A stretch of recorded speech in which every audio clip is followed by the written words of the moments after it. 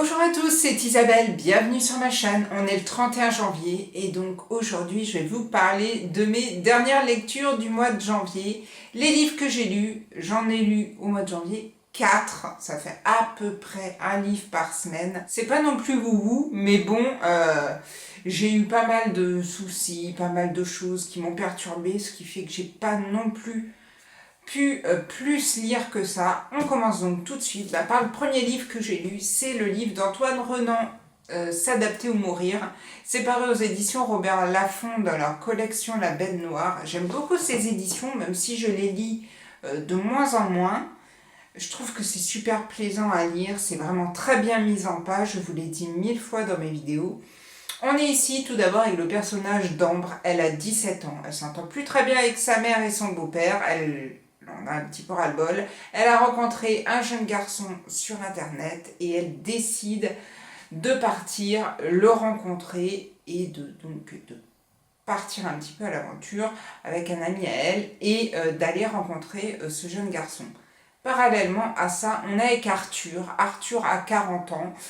Il est en train de divorcer de sa femme. C'est un réalisateur de films qui, ne réussit plus dans ce domaine-là et ça ne lui suffit donc plus pour vivre et compte un peu sur un nouveau job que son frère lui a dégoté et ce job, c'est modérateur pour j'allais dire Facebook, mais non, c'est pas Facebook, c'est Livebook. Voilà.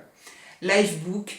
Et il devient donc modérateur sur cette plateforme et il visionne donc des vidéos atroces ou des vidéos très jolies parfois et il décide si on garde, si on ne garde pas et si et ça. Et il fait donc ça de ses journées. Ces deux personnages, on va donc suivre leur aventure, l'aventure d'Ambre et parallèlement à ça, la vie d'Arthur, sa nouvelle vie et comment il va s'en sortir dans ce boulot. Et forcément, vous vous doutez bien que on va vivre des péripéties de ouf. J'ai vraiment beaucoup aimé ce roman. Je crois que c'est le roman d'Antoine Renan que j'ai le plus aimé.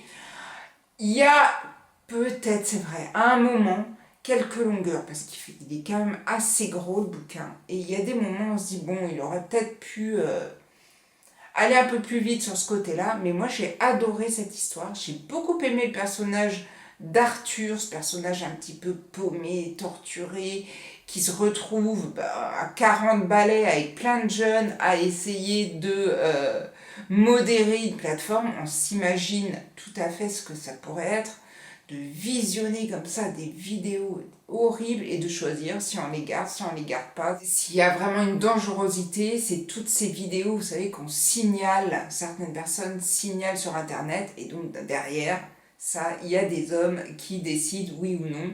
Et donc Arthur se retrouve dans ce boulot-là. J'ai vraiment beaucoup aimé l'histoire, c'est costaud, ça va vite, ça se laisse lire, on est pris dedans. Et voilà, je n'en dirai pas plus, que sinon je vais vous spoiler une partie, et une partie quand même qui moi, j'aurais pas voulu qu'on me le dise, qui moi m'a beaucoup plu. Donc je vous encourage vivement à découvrir celui-ci. Après avoir lu le livre d'Antoine Renan, j'ai décidé de me prendre Les cicatrices de Claire Favant. J'avais envie d'un autre thriller.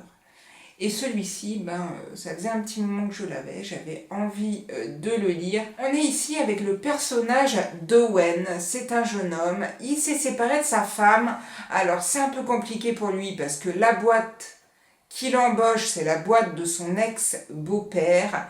Donc l'ex-beau-père, il souhaiterait bien que sa fille se remettre avec Owen. Owen, lui, est sûr qu'il ne veut pas se remettre avec sa fille. Et en même temps, son ex-femme, elle veut absolument et elle compte se remettre avec. Donc bref, il y a toute une histoire amoureuse sur ce thème-là. On part donc dans la vie d'Owen à cette époque-là. Et la vie d'Owen où il va se passer des choses puisqu'il va être accusé d'être un tueur en série, d'être un serial killer qu'on recherche depuis des années, et lui ne comprend pas pourquoi on l'accuse de tous ces meurtres, il ne comprend pas, et il va essayer de se rebeller pour montrer que non, il n'est pas tueur en série. Et on va donc partir dans cette histoire d'Owen. Et j'ai bien aimé. Alors c'est pas, pour moi, c'est pas le meilleur Claire Favant.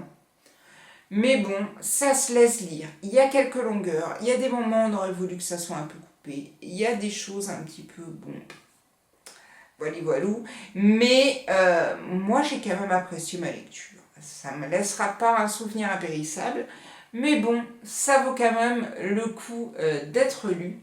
Après ces deux thrillers, j'ai eu envie de me plonger dans un livre différent et on m'avait conseillé La Fabrique des souvenirs de Clélia Renucci. C'est paru chez Albin Michel. Franchement, j'aurais vu ce livre passer devant mes yeux et personne ne m'en aurait parlé, je ne l'aurais pas lu. Et là, le fait qu'on me dise si lis-le, il est super original et tout, ben je me suis dit allez, je vais lire la 4e de couverture, ce que je ne fais pas souvent. Et je dois dire que la 4e de couverture m'a quand même un petit peu titillé. On est ici avec le personnage de Gabriel. Et on est à une époque où on peut acheter des souvenirs à des personnes et visionner en fait les souvenirs de cette personne, ce qu'elle a vécu à un moment X ou Y, dans un temps plutôt lointain ou plus proche de nous. Et Gabriel, lui, est passionné par Phèdre et il va acheter aux enchères une représentation de Phèdre qui a eu lieu, je ne sais plus, à la Comédie Française en 1942. Et il est ravi puisqu'il va remporter ce souvenir.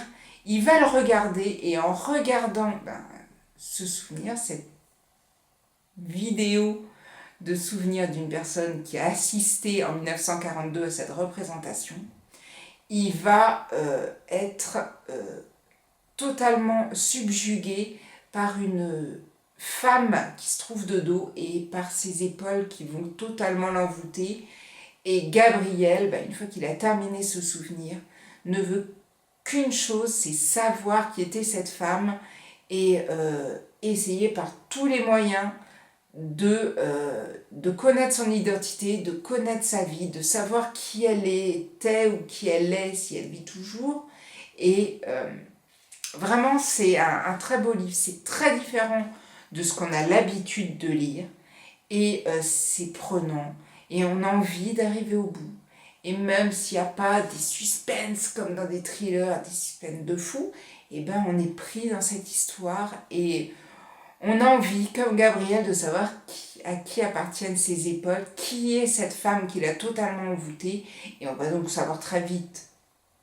On va donc avancer comme ça très vite, puisque s'il a vu, vous doutez bien, un souvenir, il va chercher par tous les moyens à récupérer tous les souvenirs de cette représentation pour voir cette femme et donc pour savoir sa vie, ce qui s'est passé dans la vie de cette femme après.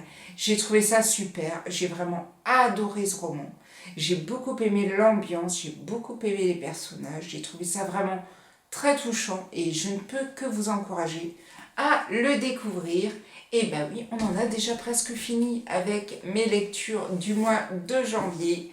Le dernier livre que j'ai lu, c'est Tu ne seras plus mon frère de Christian Blanchard. C'est paru aux éditions Bellefond. J'adore Christian Blanchard. J'ai lu quasiment tous les derniers bouquins qui sont sortis. J'ai pas lu, c'est vrai qu'il a écrit des bouquins il y a plus longtemps. Moi j'ai vraiment lu, je crois que le premier que j'avais lu, c'est La mer qui prend l'homme ou un truc comme ça. Et j'avais adoré. Et donc j'avais hâte de me plonger dans celui-ci, même si le contexte ne me plaisait pas plus que ça, puisqu'on va être pendant une grande partie de l'histoire en Syrie. La Syrie, forcément, qui est dirigée par Bachar el-Assad. Et donc il y a les troupes qui vont se battre pour Bachar el-Assad, les troupes qui vont se battre pour que la Syrie soit libre, auxquelles vont s'ajouter les troupes de Daesh. Vraiment pas un contexte qui, à la base, me plaît. Franchement, si ça n'avait pas été Christian Blanchard, je ne sais pas si j'aurais lu ce livre. Et je me suis laissée prendre. Au départ, je me suis dit, aïe, aïe, aïe, punaise, je ne sais pas vraiment si c'est un livre qu'il me faut. Je ne sais pas si je vais réussir à rentrer dans cette histoire. à rentrer avec ces personnages, puisqu'on est avec Tu ne seras plus mon frère, forcément, rien que le titre, avec deux frères qui sont Kaswara et Kamar. Ils sont donc syriens tous les deux, de mère syrienne et de père français. Et ils vont donc, il n'y a pas grand suspense. Il y en a un qui va aller du côté de Bachar el-Assad dans l'armée et un qui va se diriger vers les troupes pour que la Syrie soit libre. Forcément, les deux frères vont combattre l'un contre l'autre et il y aura donc cette guerre entre ces deux frères, cette guerre au sein d'un pays qui lutte pour un côté ou un autre, ça dépend de quel côté on se place. Et à côté de ça, on est aussi en France, avec un tueur qui tue les lionceaux du califat. Alors oui, moi non plus, j'étais pas au courant de tout ça. Ce sont des enfants qu'on rapatrie en France, des enfants syriens, et ces lionceaux du califat ont quand même subi des idées de Daesh, des idées d'attentats, des idées de se faire sauter à la bombe, de tuer des gens, des choses vraiment horribles. Et donc ces enfants sont rapatriés et sont accueillis par une assistante sociale qui est Florence Dutertre. Et cette femme va se retrouver, malgré elle, avec un enfant mort tué devant ses yeux. Par qui, on ne sait pas, parce que la personne l'a shooté de loin. Mais vraiment, j'ai adoré ce bouquin. J'ai vraiment adoré ce bouquin. Ça a été un gros coup de cœur, comme tous les Christian Blanchard, même si pour l'instant, le méga coup de cœur, coup de foudre que j'avais eu pour les livres de Christian Blanchard, c'est Seul avec la nuit. Si vous ne l'avez pas lu, c'est une pépite, ce bouquin. Mais celui-ci est quand même très bien, et si vous avez l'occasion de l'avoir entre les mains, foncez, parce que c'est vraiment une très belle histoire. C'est une histoire de frères, c'est une histoire de famille, c'est une histoire de guerre, et voilà, c'est vraiment un très très beau livre, c'est bien écrit, et on ne peut que craquer sur ce bouquin-là. J'en ai donc fini très rapidement avec les livres que j'ai lus au mois de janvier. 4 bouquins, certes, pour certains, ça ne sera pas beaucoup, mais pour moi, franchement, c'était vraiment 4 belles lectures. Allez, celui que j'ai le moins aimé, ça sera sûrement le Claire Favant, parce que voilà, il en fallait un. Et celui que j'ai le plus aimé, vous avez bien noté que c'était le Christian Blanchard, mais les deux autres étaient vraiment excellents aussi. Je commence bien l'année au niveau des lectures. J'espère que ça va continuer. J'espère que vos lectures se passent bien, que vous avez lu de très beaux livres. Si vous avez eu des coups de cœur pour un livre ou un autre, n'hésitez pas à me dire lesquels vous avez apprécié, à me donner le titre. Peut-être que ça me donnera des idées pour les prochaines lectures. Et je vous dis à très bientôt pour une prochaine vidéo. Prenez soin de vous. Ciao, ciao!